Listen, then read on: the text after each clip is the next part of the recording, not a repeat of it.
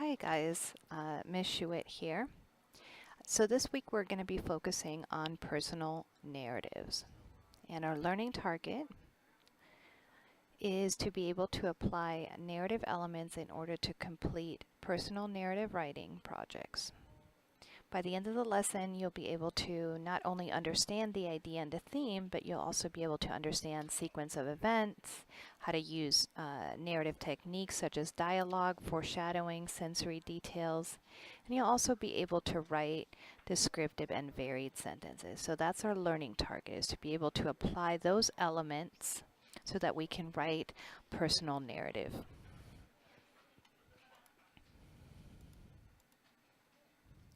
What is a personal narrative? It is a story about a moment or event in your life. Not your whole life story, but just a significant moment. And it has a central idea.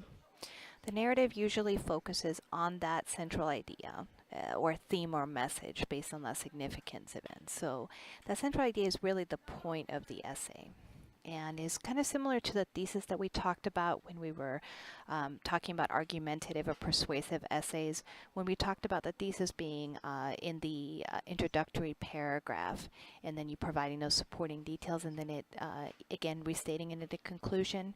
Well, it's similar to that. However, the author of a personal narrative, so in your personal narrative, you may convey that theme or that central idea in different places in your essay or throughout your entire essay. You're also communicating the significance, the meaning, the insight, or the lesson learned. So at the end, really, a character really changes, and there's a significant lesson. Which brings me back to the theme. The theme are universal statements about life. So for example, the loss of a loved one presents people with the challenge of redefining themselves. So in Finding Nemo, for example, the dad Marlin was coping with the loss of his wife. And he had learned to accept the loss after finding Nemo again. And as a result, he was able to give his son the space that he needed to grow. And so at the end, he changed and he learned a lesson. So that would be a theme, is that how the loss of loved ones creates change and a challenge of redefining yourself and learning lessons from that and learning how to cope and move on with your life. So how you'll be graded for a personal narrative. So in the actual rubric, what I'm looking for is that you maintain a clear and concise purpose to tell a story by establishing a compelling theme and or storyline from beginning to end. That is the exact sentence in the rubric that I'm going to be grading you on. So that is an A paper if you maintain that focused central idea, that narrow focused idea, and that purpose, which is to tell that story with that theme and that clear storyline. So that would be an A paper. Okay, so it also needs to have a, your narrative, personal narrative also needs to have a logical sequence. So as a reader, I need to be able to follow along what is happening. So the most common organization is chronological, but you can use flash forward, or you can use think back on things, flashbacks. So you don't always need to use a chronological order of sequence of events. But it is the most common one, and it is pretty simple. So, and again, using a chronological order doesn't necessarily mean that it's just a simple list of events and then listing the lesson learned. It's an entire story. So think about any kind of popular stories that you were told, and even kind of fairy tale stories such as Cinderella. You know, it has an introduction, it has a plot, it has characters, it has a setting, it has a climactic point, and it has a conclusion where things wrap up and things are you know, especially for fairy tales, they're left with a really good ending. So, but your personal narrative needs to have a, I'll be talking a little bit more about the conclusion, but it needs to really build a climax or the resolution of the problem, meaning that it's really resulting in something that has changed for you as if you're talking about yourself as a character, it really needs to show that you've changed or that you've learned something. So as a reader, I need to have a clear understanding of why that experience was and is meaningful, and the changes and insights or lessons learned. And a logical sequence also has transitional words and phrases that really connect the ideas and events. So without those transitions, it feels kind of choppy, and what those transitions really do is to really make the ideas flow.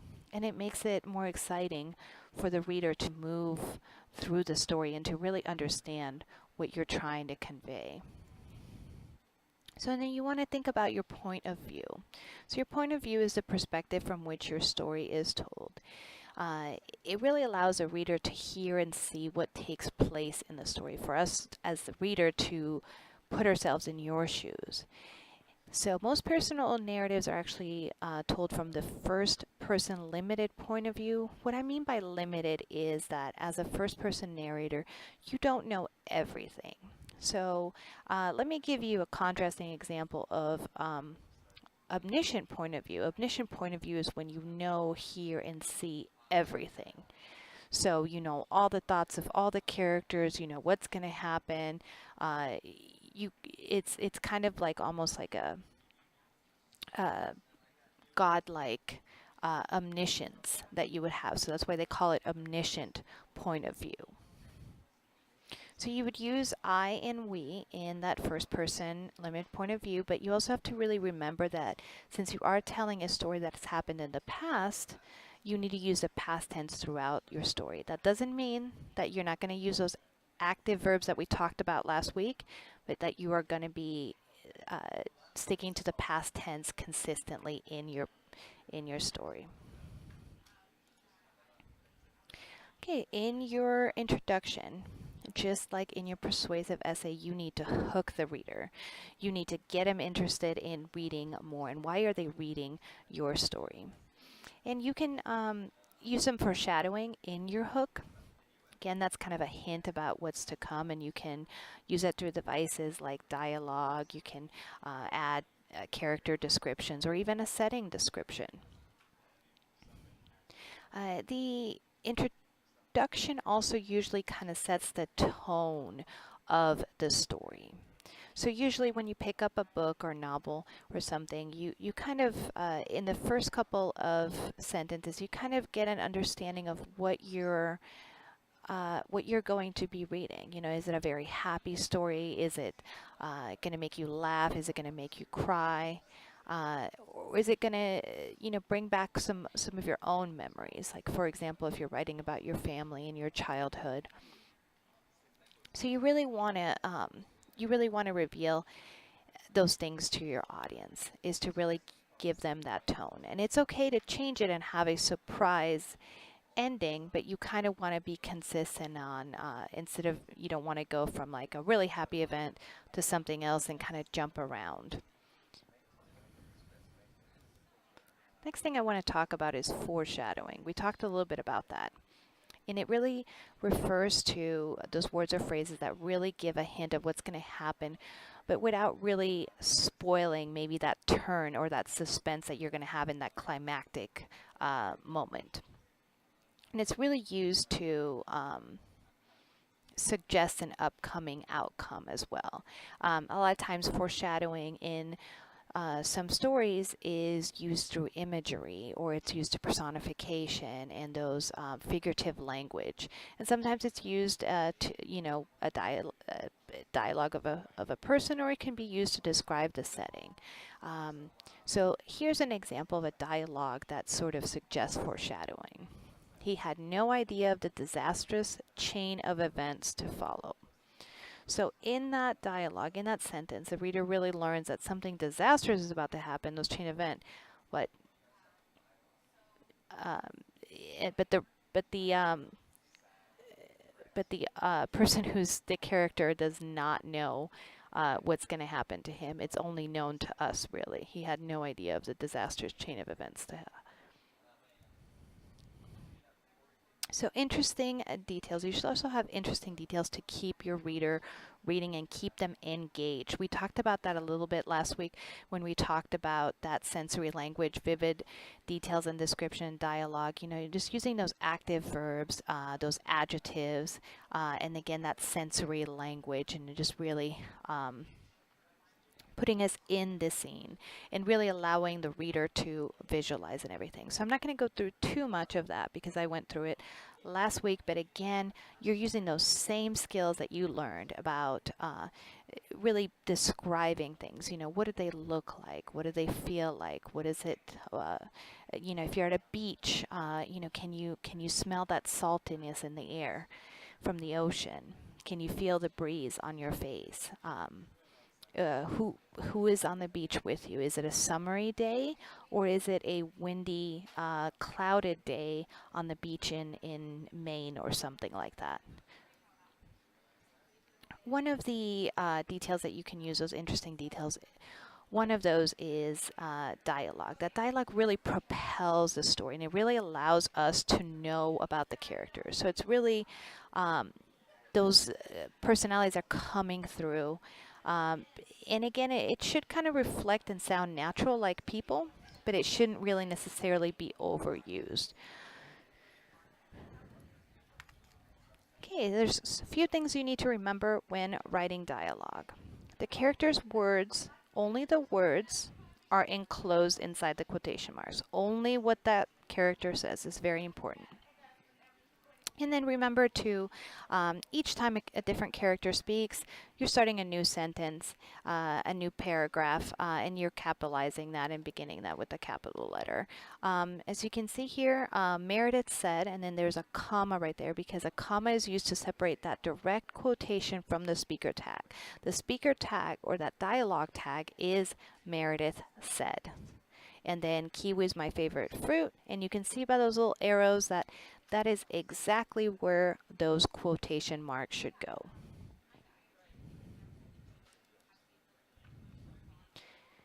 All right, we talked a little bit about using those interesting details, and again, we can talk about the setting of description. A lot of times when I'm reading your personal stories, when you tell me that you're a restaurant or you tell me that you're at the beach, really describe it for me.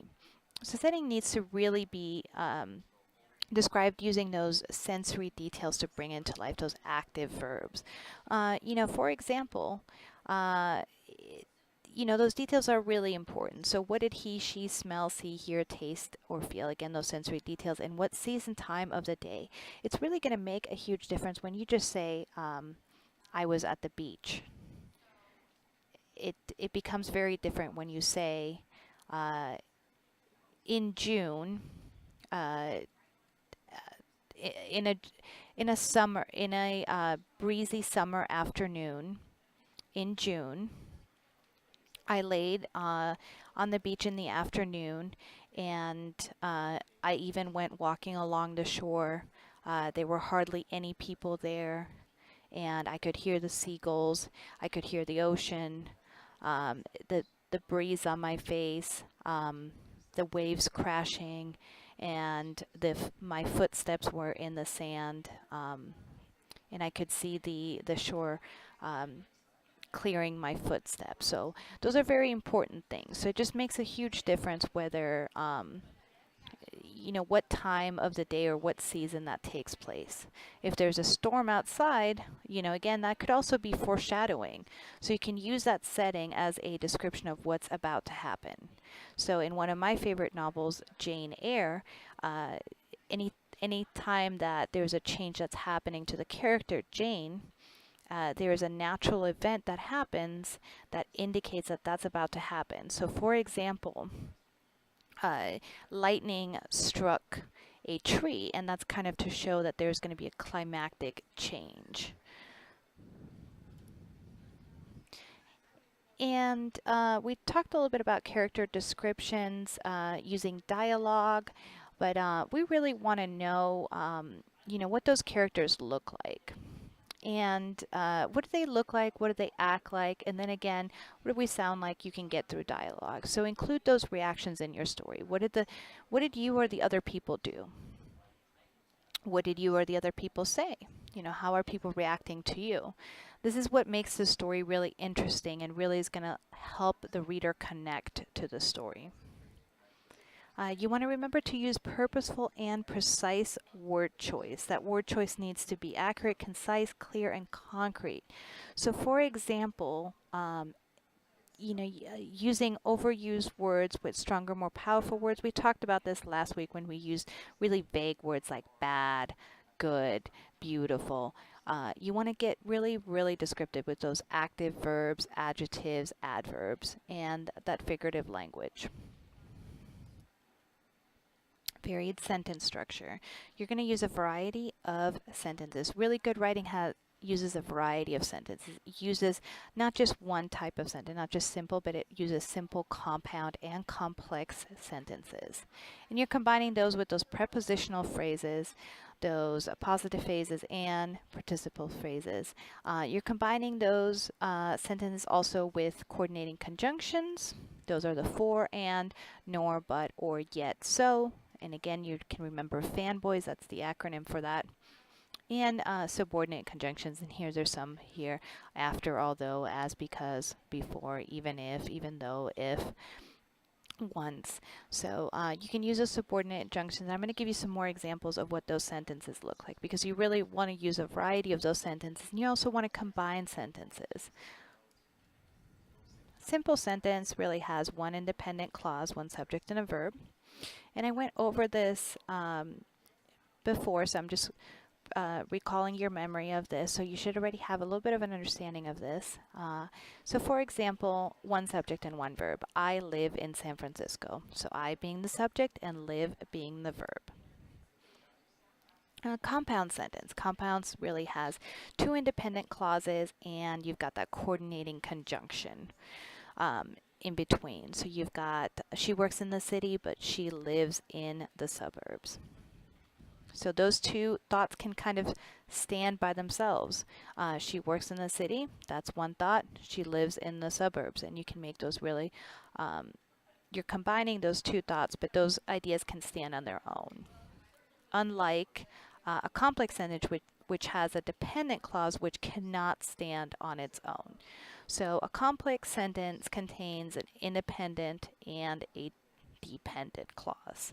So, and you can use that subordinating conjunction in between, or you can use it before the sentence begins. So for example, she will go to school in the city. She will go to school in the city, that's that independent clause, and then that subordinating conjunction until she finds a job. So until is in the middle, really connecting those two. Use a comma after dependent clause if it begins with a sentence. So again, you've got your subordinating conjunction beginning. When I first moved to the city, I was afraid to drive the steep and narrow streets. And I just want to remind you that you don't always have to use a comma. You can use a semicolon. But that's just an example of how those subordinating conjunctions are used. You can use it to combine two sentences, or you can use it at the very beginning of the sentence as well. So you can use when, once, after. And lastly, you need to have a very strong conclusion. You need to give me as a reader a lasting impression of the experience and in a deeper understanding of it. You know, why was it important? Why was it so meaningful? What's the big idea? So, and it should really give a sense of closure and completion. For example, if you just told me a story about, you know, I went to the supermarket and then I bought a can of tomato and some spaghetti, and that was it. So if you just said that, you're kind of stopping really abruptly. You don't want to do that. You want to keep on going. You know, why was it significant? All right, your exit ticket for today. This is a link, and I'll be including it in the course announcements, and also I'll be emailing it to you and sending it to you in a private message. And thank you so much for attending this session, and I hope to see you next week, and I hope you have a great rest of your week, great rest of your day. I'm going to give you a few seconds to go ahead and copy down that link if you want to go ahead and open up your browser and type that in right now.